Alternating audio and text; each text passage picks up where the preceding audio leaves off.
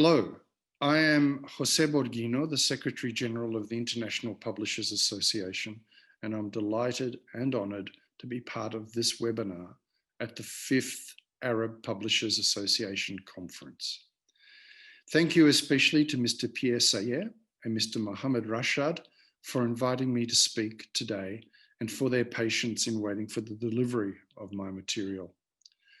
I will speak about the impact of COVID-19 on global publishing and how we can begin to recover. I will introduce the IPA's new report, From Response to Recovery, which I believe my new president-elect, Sheikha Budur Al-Qasimi, spoke about briefly yesterday. I will focus on the different market responses to the pandemic and the digital opportunity that has arisen in the aftermath, always keeping in mind that for many countries experiencing the effects of the virus, that aftermath is yet to come. I will look at certain market focuses, the US data, the German data, Spanish data, and UK data.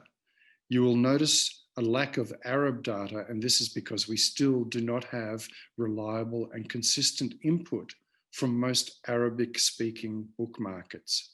I will speak about some anecdotal reports from elsewhere, and I will finish with the IPA's Moscow call for action.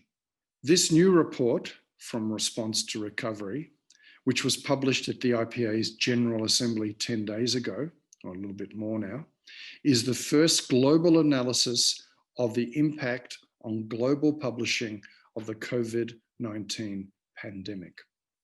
One of the IPA's great assets is our global network of members, and this report grew out of video interviews with our members as well as written responses from them to a questionnaire.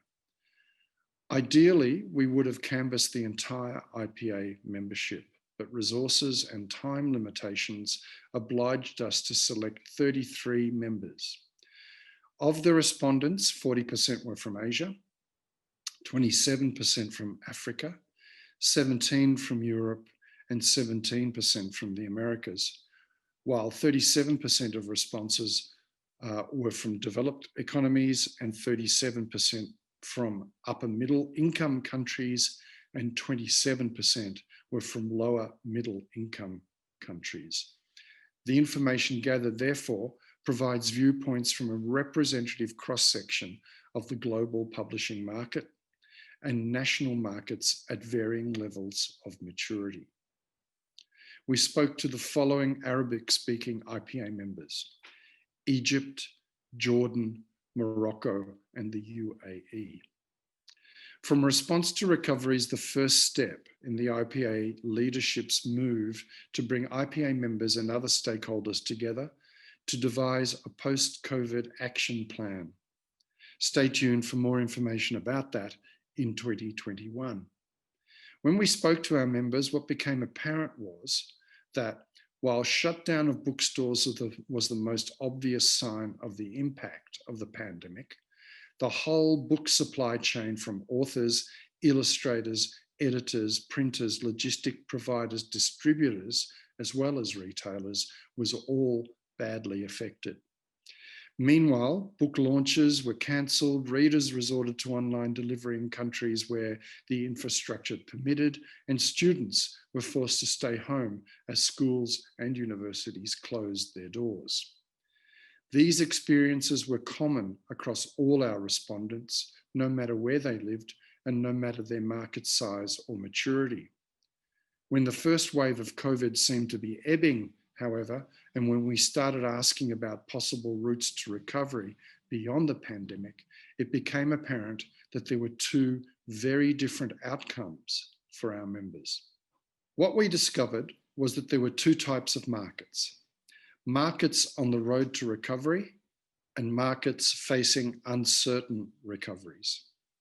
In the first set of markets, there was a quick recovery in the publishing market once the general economy of the particular country had reopened and consumers were once again able to drive up book sales. In most of these countries, the value of publishing was recognized by governments, which then provided stimulus programs, and usually designated book supply chains as essential services. These markets already had large domestic book markets with well-developed local printing capabilities and resilient logistic industries. They had more mature digital economies with prominent online marketplaces and high levels of online purchasing. Finally, these markets had strong national reading cultures. Examples were Australia, Canada, China, France, Germany, Italy, Japan, New Zealand, Russia, South Africa, Korea, Spain, the UK, and the USA. By contrast, the markets facing uncertain recoveries were those where the general economy of the country was harder hit by shutdown and there was not a significant rebound, leading to drastic drops in consumer spending, sometimes currency devaluation, and to books being perceived as luxury items rather than essential. Mostly, these book markets had a higher reliance on institutional sales and less developed digital infrastructures, making it difficult to transition to digital publishing and online sales. Many of these markets relied heavily on physical events, such as book fairs, as a critical sales channel. They had smaller domestic book markets and relied on global logistics for export sales. And finally, their often emerging national reading cultures were losing potential readers to competing media, such as games or TV and other screen-based entertainment. Examples of these markets were Argentina, Brazil, Egypt, Georgia, Ghana, India, Indonesia, the Ivory Coast, Morocco, Nigeria, Thailand, Turkey, and the UAE. The downsides of the pandemic are obvious to many of you, and there is no denying the need for a global effort to support and rebuild much which has been damaged in 2020 in the global publishing ecosystem. However, there is also no denying that there are now new opportunities for publishers in this brave new post-COVID world, and that, in fact, rebuilding our ecosystems will depend precisely on publishers grasping these new opportunities. For example, in many markets, it is clear that people are reading more during the pandemic and that they are trying out new digital formats. Many publishers have diversified their workflows to include ebooks, audiobooks, and interactive books. These trends had already been evident over the past decade, but COVID-19 has accelerated the digital transformation. This will accentuate the technological limits in low and middle income emerging markets with low mobile device penetration, limitations of digital payment systems, and low trust in e-commerce in general. Bookstores were caught off guard and are now trying to play catch up. But with every opportunity comes a threat. In many markets, there is now a surge in digital piracy.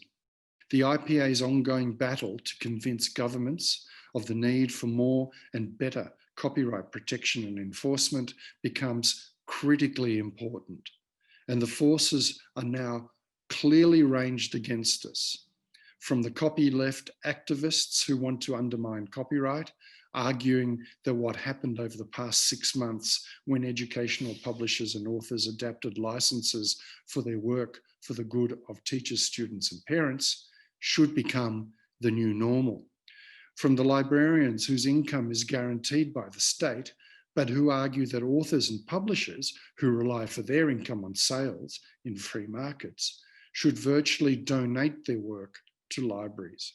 And from the huge platform behemoths whose business models do not depend on creating content, but on harvesting content from others for free. I will now give more detailed data about some of the bigger markets around the world. These are mainly from countries that the From Response to Recovery report designates as markets on the road to recovery. Unfortunately, I'm not able to give you more data from the Arabic-speaking countries. The reason is that the Arab world is terrible at providing this kind of information. 4 years ago, the IPA entered into a partnership with the World Intellectual Property Organization, or WIPO, in Geneva to try to gather better statistics on an annual basis. I'm proud to say that this partnership continues, and each year the statistics are better, more accurate, and encompass more countries. But statistics from the Arab world are negligible. In the last set of statistics, there was only one Arab country who supplied WIPO with publishing data. That was Saudi Arabia, and it was a year late. The problem for WIPO and the IPA in gathering these statistics is that we are at the mercy of national governments. Many developing countries do not gather book industry statistics at all. This issue is so important that I make a commitment right here and right now that if any publishing association around the world watching this presentation wants to lobby their government to start collecting data on book sales, the IPA will help in whatever way we can. That goes for IPA members as well as non-members. Get in touch with me, please. The USA is the biggest book market in the world, so everyone wants to know what's going on there. The Association of American Publishers StatShot for July showed that when comparing January to July in 2020 versus 2019, hardcover sales were up by 5.1% at US dollars 1.4 billion. Board books for children were up 13.8% to 86.8 million US dollars, and paperbacks were up 1.4% to 1.4 billion US dollars. If you compare July 2020 with July 2019, hardcover revenues jumped by 47%, rising to 246 million US dollars. Board book revenues went up by 20.4% to 16.5 million US dollars, and paperback revenues were down by just 0.2% at US $211.2 million. Looking at the various segments of the US trade publishing market and comparing them to the same time as last year, we see that hardcover and board books for children were the big winners. Paperbacks and mass market were both slightly down, but more or less stable. And the biggest single loser was physical audio, although sales in this segment are slight compared to the other segments. Much more important are the surges of around 25% for downloaded audio and ebooks. This picture makes it sound like the US has recovered fully from the COVID hit that the whole world suffered in March, April, and May. However, if we now factor in the available statistics from the education sector, we start to see a different picture altogether. The data here does show that sales for trade books, both for adults and children, have bounced back and are trending slightly ahead of last year. But K-12 educational resources have taken a massive 28% hit, and higher education materials are lesser, but still significant 9% hit in the January to July period in 2020 compared to the year before. This is a huge worry for educational publishers and will obviously affect their performance and investment in the short term. The sales results show the impact of the various lockdowns around the world and the orders from governments for students to stay home and for classes to be either cancelled or severely modified. Educational publishers around the world behaved magnificently during this time, modifying their licensing agreements to allow teachers and students maximum flexibility with their studies, and in some cases, sharing some resources for free. What worries the IPA, and more specifically our Education Publishers Forum, is that some activists are now calling on governments to make this situation the new normal by undermining copyright in the educational sector. Such a move would have a disastrous effect in the medium and long term. Professional educational publishers would exit the market because of a lack of return on investment, and all markets would experience a diminution in quality of educational resources. But the hardest hit segments would be developing countries and poorer parts of the population in more developed countries. The rich would still be able to afford high quality materials, their poorer compatriots would not. The IPA calls on publishers around the Arab world to work with us to convince your governments to change their position at the WIPO Standing Committee on Copyright and Related Rights in Geneva. We call on you to join with us and convince your government not to buckle under the lobbying pressure of the global platforms who are keen to destroy copyright and the misguided copyleft activists who will achieve the opposite of what they hope for by pushing for broadening of exceptions. You can see that the German book market was down by a tremendous 66% in April. During this time, ebook sales in Germany were up by 17.8% in terms of turnover and up 15.3% in terms of unit sales. The German example, like the US, shows an enormous resilience in the publishing market. The bottom of the market was hit when bookshops had been closed for months in part of Germany. When they reopened, the market bounced back, and the latest reports show that German sales will only be down around 5%, if that, by the end of this year. Again, the figures for Spain show a double-edged sword. Losses in the domestic market are estimated at 800 million euros. In the very important export market, losses are thought to be another 200 million euros. However, there are positive reports of an up to 40% increase in online sales and a promising increase in the number of frequent readers during lockdown. Spanish publishers are hoping the trend continues and that these new frequent readers stay on board after the pandemic. This slide reinforces the view that COVID pandemic has accelerated the penetration of Amazon in most markets.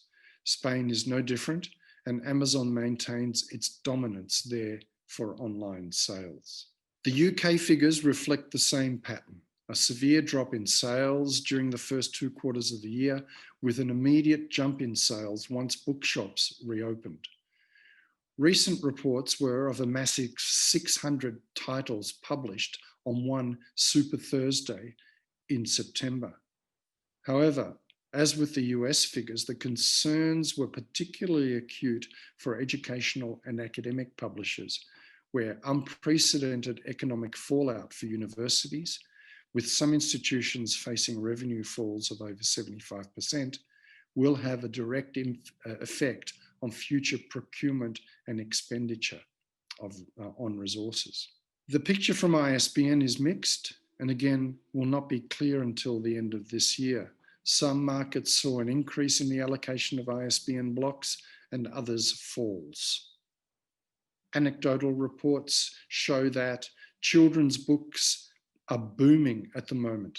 This could be because of the impact of homeschooling as parents buy more books for their children. Hardbacks are selling more. There's no need for commuter-friendly paperbacks. Online sales of physical books are strong. India, total bookshop lockdown just ahead of the new school year had catastrophic impacts on sales. Sweden's Storytel, which includes audiobook and ebook subscriptions, saw sales jump during the pandemic by 43% in the second quarter. In Russia, there were reports suggesting a 70% drop in revenues. In China, book retail markets are down 9% in the first half of 2020. What is the IPA doing?